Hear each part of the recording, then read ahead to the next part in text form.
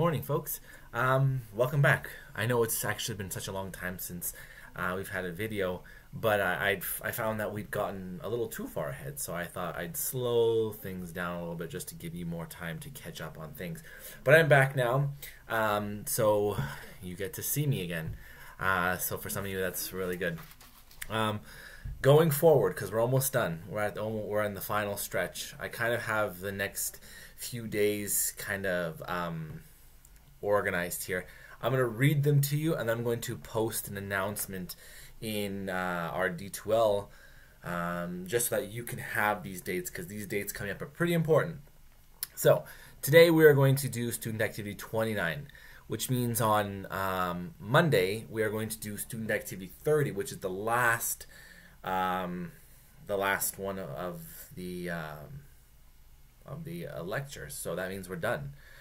That means either on the 27th or the 29th, I still haven't decided, you're going to do a written assignment. We're not going to do a test for this unit. A, to help make things not as stressful for you, and B, this unit, in my opinion, is a lot more opinion-based, so I want to hear your opinions on things, because we talked about some pretty interesting things. Women's rights, we're going to talk about the rights of people around the world, so it is pretty fascinating, and I would love to hear what you have to, what your thoughts are on these sort of things. So that's why I think a written assignment is much better suited for this unit. Anyways, then on June the 1st, so in a few more days, like 10 days or so, maybe 12, I'm going to make videos that are case studies. And what a case study is just, it's a specific focused little lecture on something from unit 2, 3, and 4. And then it's going to have a little like assignment next to it. And then here's the thing though, those are all optional. These 3 assignments, think of them as bonus marks. You do these 3 things on June the 1st, I give you 3 marks on the lowest thing that you did for me, and it'll just help you bump up your mark. But if you don't want to even attempt them, then don't. They're completely optional. June the 3rd is when we're going to have our final exam. I'm going to make it, so it's going to be pretty similar to what you've done with these Google Docs tests. So it's going to look something similar. I don't know how long it's going to be. It won't be terribly long. And it's going to run just like that. Multiple choice, some written response. And then that's it. And the most important date that you should be aware of is June the 12th. June the 12th, put this in your calendars, is the last day I'm accepting anything. So any work that you have that you want marks for, June the 12th is the last day I'm going to take it. Anything after that date, I do not want it. No offense to you or to the work that you've done, I just don't want it. So keep those dates in mind going forward, just so that you can get all the marks you want. Anyways, that is my brief introduction to you. Like I said, I will post it on our announcement section just so that you'll have all these readily available for you. Thank you for those that have continued to work on stuff and to continue to contact me with questions and concerns. It's good to know that you're still out there. Anyways, let's go back to our booklet. We've kind of taken a little vacation from it, but it's okay. We're on page 9, student activity 29. We are going to talk about individuals and communities in a globalizing world. This section here reminds me a lot of our school, and you're going to see why. A lot of you have been a part of this aspect of globalization. So we'll just, once we get through it, you'll understand what I mean. So let's begin. On slide 3, there's a 12-minute video. It's a crash course on globalization. You can watch it if you'd like. I would give it a watch. It's pretty interesting. Some good insight there. But yeah, we'll move on here. So, globalization and you, me, and everybody else. Our world is rapidly globalizing. There's the rapid pace of globalization is very obvious. The world is changing. We cannot think it is not. Look at the world right now. You've seen how it's changing, and it's continued. It's going to continue to change in our lifetimes. And this change affects people, you and I, but it also affects the community, and it affects communities around the world. From the smallest things to the grandest things. Traditions can be changed. Things that you had once thought were unchangeable or unchallengeable are being challenged and being changed. And we see that happening all over the world. And globalization is that force. I mean, we have watched globalization from its birth with things like the Europeans trading with Asia, the rise of navigation and sailing ships like with Christopher Columbus, and now we are in 2020 with things like Amazon, where you can order stuff and have it shipped to you within days, whereas in 500 years ago it would have taken months to get to you, and the price would have been a lot more high as well. So one of the ways that globalization has affected our world is migration. It's a lot easier for people to connect, to travel to different places. So for example, a personal example, I guess you'd call him my great uncle. Yeah. He came to Canada and he took a boat to get here. So it took like 2 months to get here. This is in the 1950s. He took a boat to get here. He traveled from Europe. Now we aren't travel. It doesn't take 2 months to travel. You can go places around the world in hours. For example, if you were to leave today, you can arrive in places like England, the Netherlands, and France in 8 hours. So that's huge. And I mean, like I said, this lecture here reminds me a lot of our school, because a lot of you have come from different countries, and you've all traveled, and most importantly, on the communication side of things, you can still communicate with people who live in wherever you're from. Like, for example, myself, I can speak to my uncles, my cousins, my aunts who live in Europe from here. So, I mean, things like Skype and FaceTime calls and all these sort of things, especially now when we're in this world of quarantine and isolation, things like online chats have really lifted the burden that would have been there if we had no connection to people. So the creation of this transnational community, cultural groups can maintain links to their homeland but still live in their adopted country. So to simplify that, you can still talk to your family from wherever you're from. That link is really important. And it's because of globalization that we have this connection, but we also have this ability to travel and to live in a new country, not the country that you're born in, but a new country. It's very fascinating. It happens very quickly. So you can see on slide 6, this is a migration map, I guess you can say. The places in blue see a lot more migrants come in.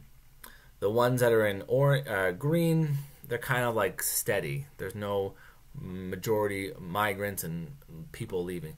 The orange are where people are leaving from and they are going places. So you can see that everywhere in the world is connected. Obviously, I guess the only place I can really say is North Korea. No one's leaving and no one's going in. But for the most part, people are traveling and people are living in and moving and living in places that they wouldn't have done if we were here 300 years ago. So that is one aspect of how the globalizing world is changing individuals and communities. They're not just because you're born in a country doesn't necessarily have to live there. People are traveling out. Another one is in terms of agricultural issues. So agricultural issues is the world's food supply. So in the 20th century, technology allowed people to modify food like never before. So we are seeing a shift in the way that things are grown. So when we were in historical globalization 2 units ago, we were introduced to how the Europeans gained the knowledge from the Chinese to grow things in rows, and that allowed them to grow more things, more crops, I mean. Now we are taking it a step further. We are doing something that some of you may have heard about to help make crops stronger. So this is called the Green Revolution, appeared in the 1960s when many traditional farming techniques were replaced by technology that encouraged mass food production. So we are seeing now kind of the next stage in this revolution. So we started off with, plows and seeding and all that stuff, and then we got into the Industrial Revolution where we saw machines kind of take over, and now we went into the early 1900s where, again, more machinery. People were using planes to, say, spray fertilizers and pesticides on their crops, and now we're taking it a step further where we're actually going deep into the genetics, of the food and transforming it to create food that is stronger. We call it genetically modified foods. The genetics of the seeds have been changed to make them more resistant to disease and produce higher crop yield. We are making food stronger so it can preserve itself better scientifically, which it sounds interesting and it sounds great, but we also really don't know a whole lot of how it's going to affect the long run. I think an excellent example of doing this more naturally is corn. If you look at corn now, it's tall, it's yellow, it's corn. If you look at corn from like the 1700s, it's a lot smaller, it's a lot less kernels, and it's multicolored. So you can see the transition, and that was done through breeding of specific seeds to get this final end result. It's kind of like dog breeding. But now what we're doing is we're taking that even a step further, and we're going into the DNA and the genetics of these fruits and vegetables and everything, and we are making sure that they can adapt to the changing world. For example, I remember hearing this once. It was a long time ago, though. Scientists are trying to take a portion of a piece of fish inside their blood. They have antifreeze so that they don't freeze to death when the water freezes over. They are trying to extract that thing and put it into tomatoes so that they don't freeze and spoil if there's a shock frost or something. So these sort of things is what I mean, these genetically modified things that we don't really know how it is going to affect us in the long run. Another agricultural issue. Factory farms and feedlots have created the perfect condition for the spread of disease such as foot and mouth disease and mad cow disease. So these farms are having to become larger to support not just a local growing community, but an exporting community where they're now shipping things around the world.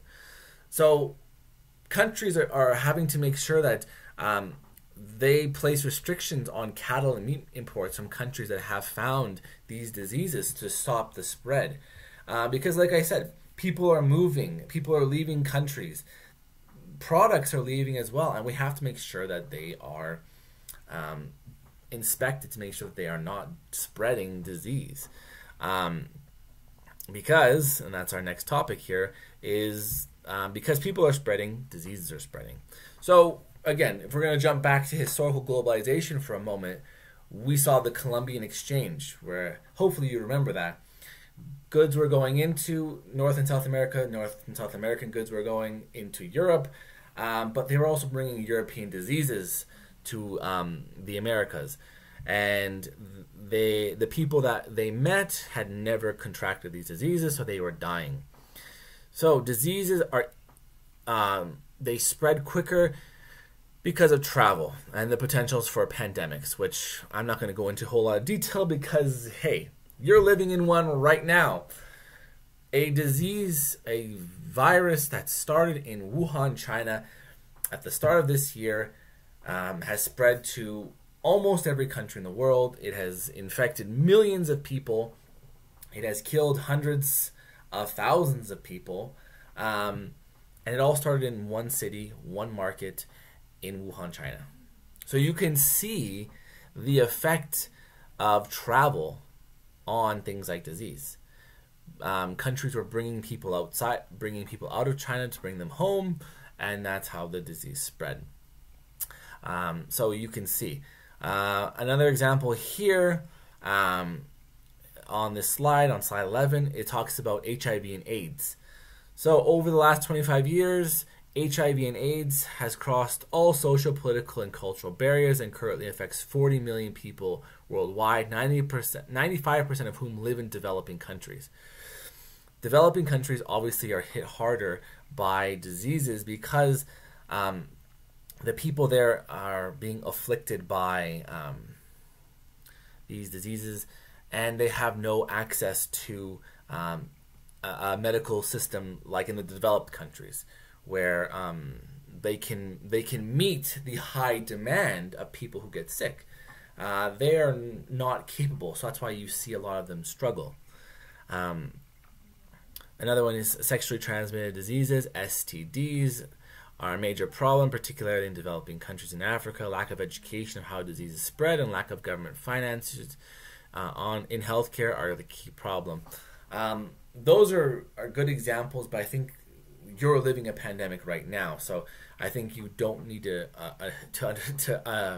this to be explained to you further. You're living in it. So I mean, if you want to look on slide 20, on slide 12, these are different diseases and how they spread around the world. But like I said, you're living a pandemic now. I think you understand how diseases can spread around the world.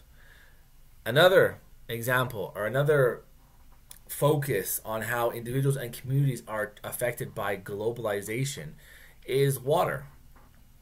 Water is everywhere. 75% of the world is covered in water. Yes, we can't drink it. It's salt water. Canada actually has one of the biggest largest freshwater deposits in the world. So more than 1 billion people worldwide lack access to clean water. As the globalizing population continues to climb, our water supply will not be able to keep up with the demand. We are facing a water crisis here. How are we going to have everyone have access to clean drinking water? Some people believe this shortage will lead to water refugees, people forced to leave their homes in search of clean water. So access to clean drinking water, we take that for granted, in my opinion. You can turn on your faucet right now and water will come out. Yeah, you can drink that water. Some people put through a filter, but there are some people who cannot do this. And even having running water come into your home, some people cannot, don't even have that luxury as well. So I would like you to watch this 3-minute video on water scarcity, and you're going to answer question 33, 34, 35, and 36. And then once you're done that, that's it. We're done for today, actually. Thank you all for tuning in and watching. I will post a breakdown of how the next few days are going to work. And then that's it. I will see you on Monday. If you have any questions or concerns, please let me know. And keep sending your stuff in. Okay. Thank you. And enjoy your weekend.